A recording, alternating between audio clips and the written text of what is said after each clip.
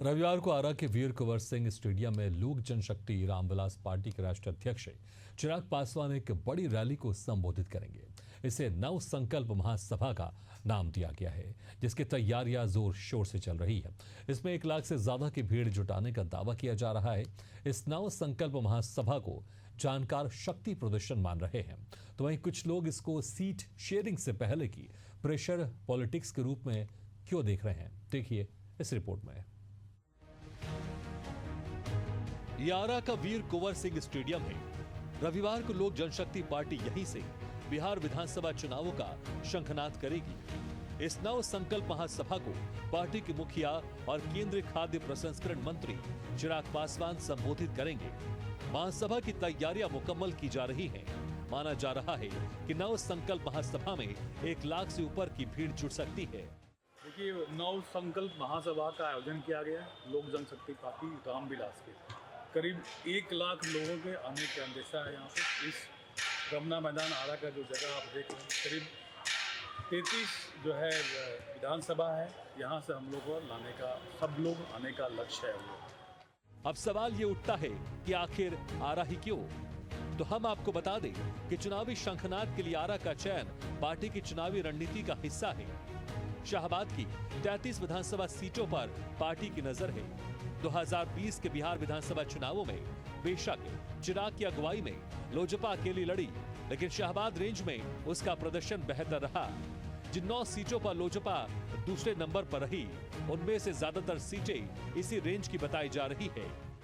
चुनाव का समय है और हम लोग, हमारे राष्ट्रीय नेता श्री चिराग पासवान जी यहीं से अपनी चुनावी शंखनाद करने जा रहे हैं। शाहबाद की धरती वीरों की धरती है, सहिष्णुताओं की धरती है, सद्भावनाओं से परिपूर्ण धरती है। और पहले भी हमने चुनाव में यहाँ अच्छी पोजीशन हमारी रही है। और इस वक्त हम लोग बिहार फर्स्ट और बिहारी फर्स्ट की जो सोच है, जो संकल्प है हमारे नेता का, उस संकल्प के एक एक बिंदु पर बिहार के कोने कोने से आए तमाम जनता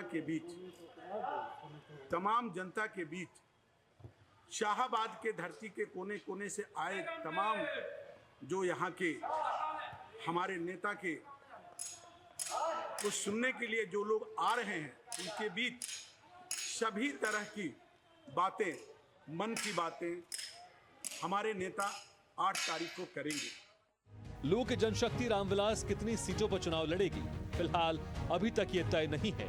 पार्टी राष्ट्रीय जनतांत्रिक गठबंधन का हिस्सा है।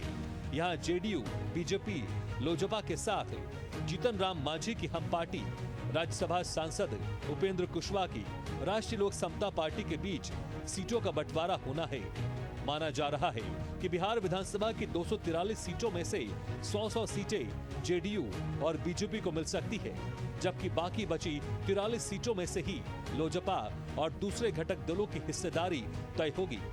ऐसे में चिराग का बिहार से चुनाव लड़ने का ऐलान और फिर आरा में पार्टी के इस बड़े कार्यक्रम को सीट शेयरिंग को लेकर प्रेशर पॉलिटिक्स के हिस्से के रूप में देखा जा रहा है। एशियन न्यूज के लिए आरा से गौतम मयंक की रिपोर्ट।